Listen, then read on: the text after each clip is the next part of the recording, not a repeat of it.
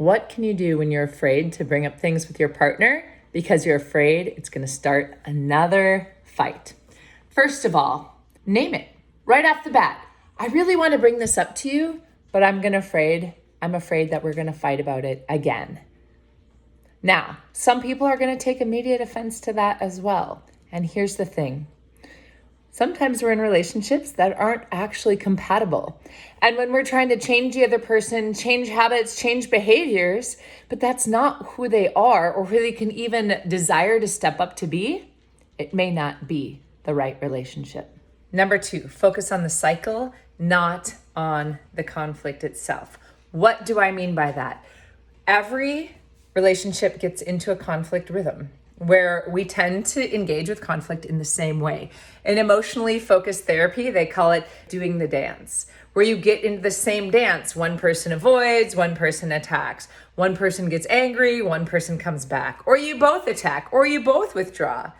So this cycle, this pattern, this dance happens. So when you can interrupt that cycle, interrupt that pattern, interrupt that dance and say, hey, we're doing this again. Let's pause. I need a few minutes, or I'm going to give you a few minutes, or let's come back to this because I really don't want to fight about this. Naming it often can start shifting the cycle.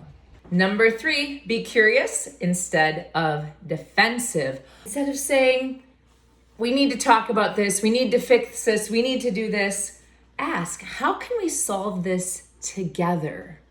How do you think we can resolve this between the two of us? If there were a solution, how could we create a solution together? Because focusing on the together is what also can help the relationship if it's meant to be saved. And last, practice repair, not perfection.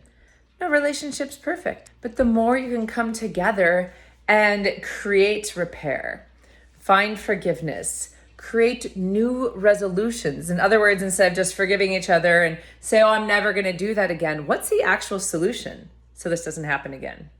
And then work on it.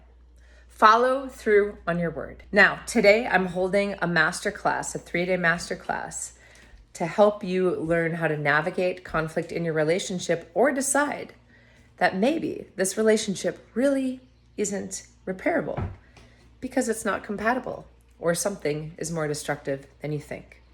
So if you're interested, reach out. I've got recordings. We'll see you there.